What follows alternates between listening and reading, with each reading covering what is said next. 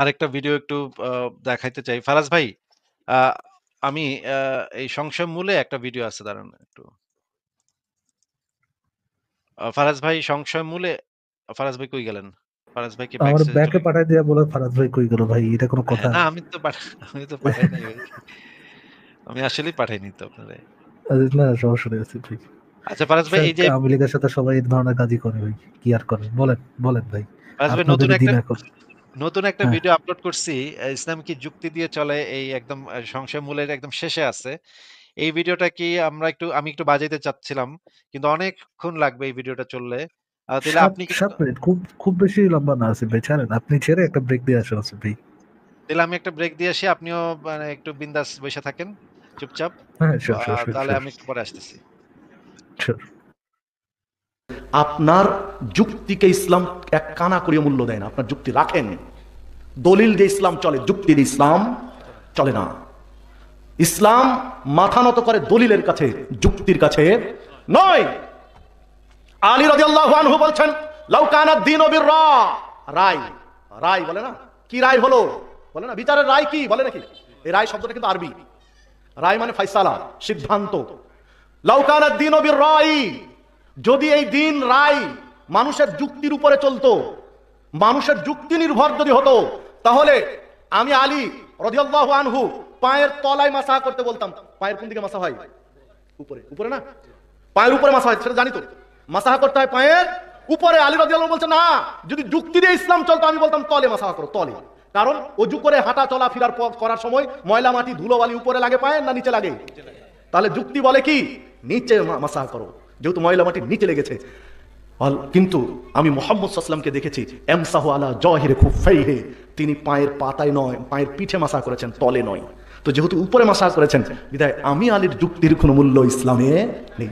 এটা একজন সাহাবী, আশারে মুবাশশারা জান্নাতি 10 জন সাহাবীর একজন, 4 খলিফার একজন, রাসূলের জামাইদের একজন, রাসূলের নারী পোতা চাচাতো ভাইয়ের একজন। তিনি বলছেন, এই হাদিস পাবেন আবু দাউদের মধ্যে 162 নম্বর হাদিস, মেশকাতের মধ্যে পাবেন 525 নম্বর হাদিস, এবং হাদিস সহিহ। তাহলে যুক্তি দিয়ে নয় ইসলাম চলবে, দলিল। হাদিস স্পষ্ট বলছে, তিনি সালাত পড়েছেন বুকে হাত বেঁধে, আল্লাহ সাদর শব্দটা এসে সহিহ হাদিসে। আপনি এটা মানলেন না, আপনি যুক্তি দিলেন যে উনি বুড়ো বয়সে হাত নিচে নামে পড়েছেন। হাদিসে স্পষ্ট রয়েছে রফল ইয়াদাইন করা, অসংখ্য, প্রায় 450 হাদিস। আপনি বললেন প্রথম দিকে মুসলমানদের আকীদা মজবুত ছিল, পরে দুর্বল হয়ে যায়। আসলে বগলে পুতুল আছে কিনা যাচাই বাছাই করার জন্য একবার যা হতো না, 4বার ঝাড়া দেওয়া হতো, এর জন্য রমজান 4বার করতে হয়। আপনার যুক্তি আপনার কাছে থাক, আমরা সহিহ হাদিস পেয়েছি, আমরা সেটি মেনে চলি, বাস। আমাদের এ পর্যন্ত কোনো যুক্তিবাদী চলবে না। প্রতিটি ব্যাপারে আপনি খেয়াল করে দেখবেন সহিহ হাদিসে স্পষ্ট যা রয়েছে। এই বিষয়ে ওলামায়ে সালাফ বলে গিয়েছেন, ইন্নাল আইম্মাতুল আরবাআ কুল্লুহুম ইয়াত্তাবিউনা যাহিরাল কিতাবি ওয়াস সুন্নাহ। সারে ইমামের প্রত্যেকেই জাহেরুল কিতাব ওয়াস সুন্নাহ, প্রকাশ কোরআন ও হাদিসের প্রকাশ্য অর্থের প্রতি আমল করার জন্য ইয়াহুসুনা সাহাবাহুম, তারা উৎসাহিত করে গিয়েছেন তাদের শিষ্যদেরকে যে তোমরা কোরআন হাদিসের প্রকাশ্য অর্থের উপরে আমল করো। আমাদের জবাব একটাই, যে আমরা যুক্তির উপর আমাদের ধর্ম চলে না, বরং যুক্তিকে আমরা আমাদের ধর্মের উপরে চালাই। যুক্তি দিয়ে আমি চলবো না। হযরত আলী রাদিয়াল্লাহু তাআলা আনহু উনি বলেন, যদি যুক্তির উপর ইসলাম চলতো, যে শীতকাল আসতেছে, অনেকে চামড়ার মোজা পরে, তো অজু কইরা যদি চামড়ার মোজা পরে, তো পুরা অজু কইরা পা আর ধোয়া লাগে না। ওই পায়ের চামড়ার মোজা, কাপড়ের মোজা আমরা বলি যে না, হবে না, চামড়ার মোজা 3 আঙ্গুল দিয়ে উপরের পিঠ, পায়ের উপরের অংশে মাসাহ করলে, মুছে নিলে পা ধোয়ার কাজ হয়ে গেল। আমাদের দেশে তেমন লাগে কম, কিন্তু যারা প্রচুর ঠান্ডার দেশে থাকে তাদের জন্য এই মশলাটা অনেক, তারা এটার জন্য অনেকটা আসান হয় তাদের। তো সাধারণত মানুষ চলাচল করে, হাঁটে, তো হাঁটলে চলাচল করলে ময়লা লাগে কি উপরে বেশি না নিচে বেশি? ইসলাম যদি যুক্তি দিয়ে চলতো, হযরত আলী বলেন, ইসলাম যদি যুক্তি দিয়েই চলতো, তাহলে মুজার উপরে মাসাটা হইতো না, মুজার মাসাটা হইতো তলা দিয়া। ঠিক না বেশি?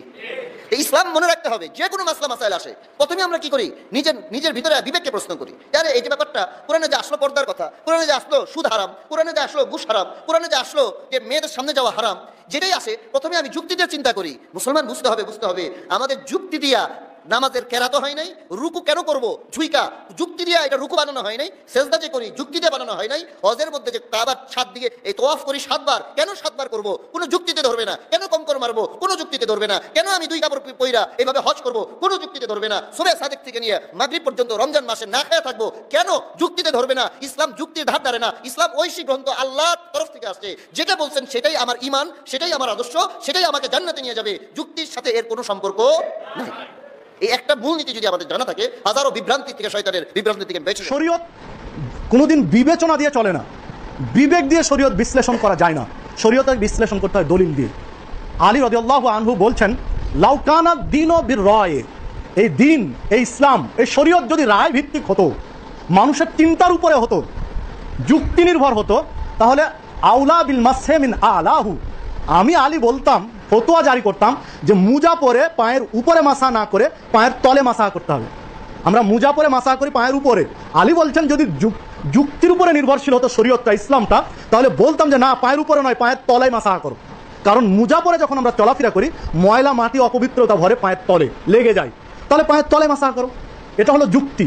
কিন্তু ইসলামী শরীয়ত, আল্লাহ রাসূলকে আমি দেখেছি এমসাহু আলা জহিরে খুফাইহে, তিনি পায়ের উপরে মাসা করেছেন। দলিল যেহেতু পায়ের উপরে মাসা করা, বিদায় আমি আলীর যুক্তি পায়ের তলে মাসা করা টিকে না, চলবে না। হাদিস সহিহ আবু দাউদ 162 নম্বর হাদিস, শেখ আলবানী হাদিস সহিহ বলেছেন। এই হাদিস পরিষ্কার যে ইসলাম যুক্তি দিয়ে বিশ্লেষণ নয়, ইসলাম যুক্তিকে কানা করে মূল্য দেয় না। ইসলাম যুক্তির কাছে মাথা নত করবে না, বরং যুক্তি ইসলামের কাছে মাথা নত করবে। সর্বপ্রথম যুক্তির অবতারণা কে করেছিল? দলিল বাদ রেখে, দলিল বাদ দিয়ে শরীয়তের উপরে যুক্তি খাড়া করেছিল সর্বপ্রথম আজাদিল শয়তান। শয়তান সর্বপ্রথম যুক্তি খাড়া করেছিল।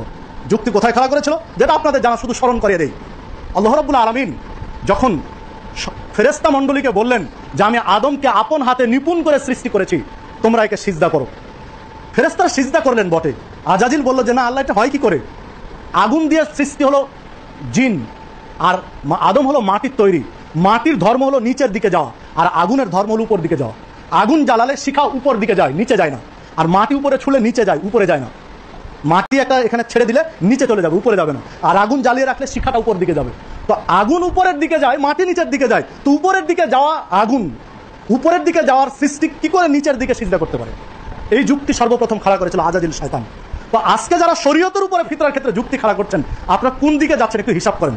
মাফ করবেন, আমি কাউকে কটাক্ষ করতে চাইনি, আমি বাস্তবতাটা বলছি যে যুক্তির নির্ভর শরীয়তের দলিলকে অগ্রাহ্য করে যুক্তি দিয়ে যারা বিশ্লেষণ করতে চায়, তাদের সিস্টেমটা আজাদিল শয়তানের দিকেই তো যাচ্ছে। ইসলাম যুক্তি নয়, ইসলাম দলিলকে পছন্দ করে। দলিল ভিত্তিক শরীয়তের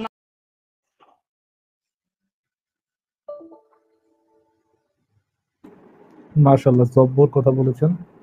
জি ভাই, বলুন। এসপি ভাই একদম পারফেক্ট। আচ্ছা ভাইয়া, আমি হচ্ছে কি আসলে ওই আসিফ ভাইকে একটা ভিডিও পাঠাইছিলাম। ওইখানে একজন হুজুর মাওলানা একটা ওয়াজে বলতেছিল যে লাইক যেই মহিলা হচ্ছে গিয়ে ওই যে বিষ মিশিয়ে দিছিল মুহাম্মদকে, এবং যেটার কারণে মুহাম্মদ মারা গিয়েছিল, উনি বলে কনভার্ট, মানে লেটার শি কনভার্টেড টু ইসলাম। মানে এইটা দূর কি ভাই, মাইরেই তো ফেলাইছে, এটা তো মাইরেই ফেলাইছে। কনভার্টেড টু ইসলাম মাই আস, না মাইরেই ফেলাইছে। মায়েরাই ফেলছে?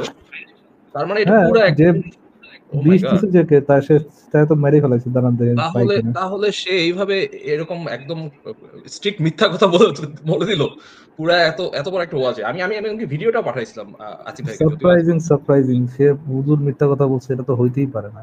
এটা কি হতে পারে? হুজুর হয়ে মিথ্যা কথা বলছে? ভাই তো ওই এটা আছে, রেকর্ডটা আছে আপনার কাছে যে লাইক সে মেরে ফেলছে তাকে এরকম? দাঁড়ান দাঁড়ান, হ্যাঁ শিওর। একটু খুঁজতে পারেন। আসিফ ভাই কি ব্যাক করবে নাকি? কি ভাই? আসিফ ভাই, হ্যাঁ আসিফ ভাই ব্যাক করবে। আচ্ছা, এটা হচ্ছে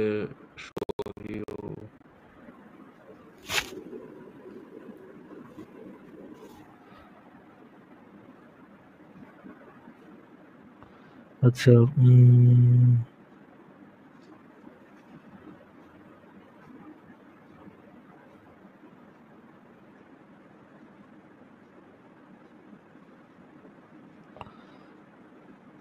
তুলেছিলেন।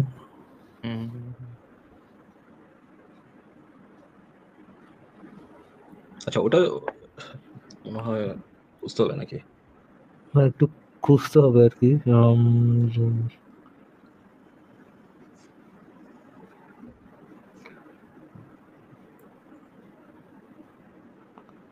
রেহাই দিলাম।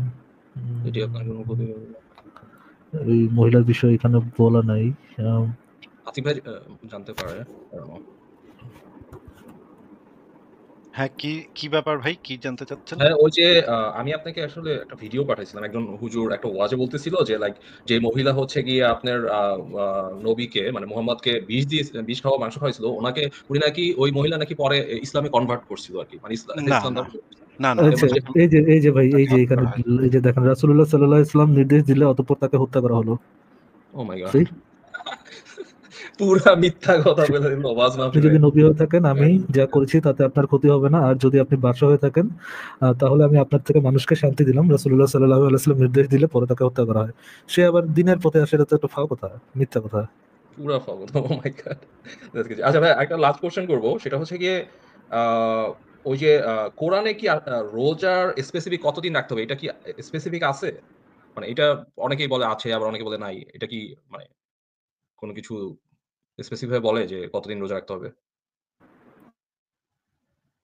আচ্ছা ভাই, কোরআনে তো স্পেসিফিক করে কিছু বলা নাই বোধহয়। না, এগুলা হাদিসে পাওয়া যায়। এই বিভিন্ন স্পেসিফিকেশন হাদিসে পাওয়া যায়। আহমদুল্লাহ সাহেব তো বলছেই যে কোরআন হচ্ছে পাইকারি কথাবার্তার জায়গা।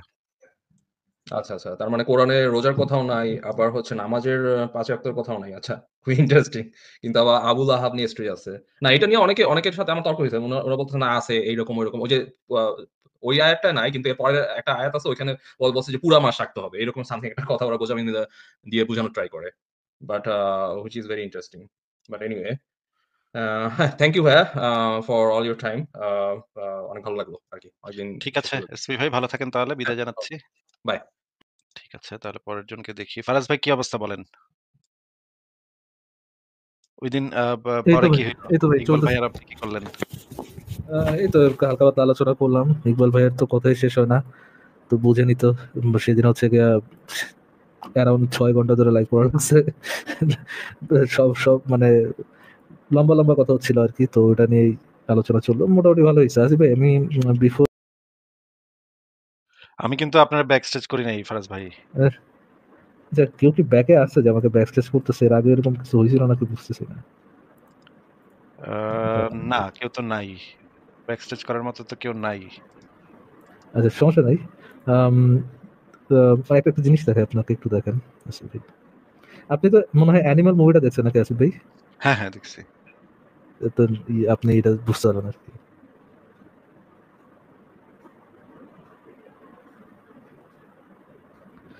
আপার সাথে নর্মাল কনভারসেশন,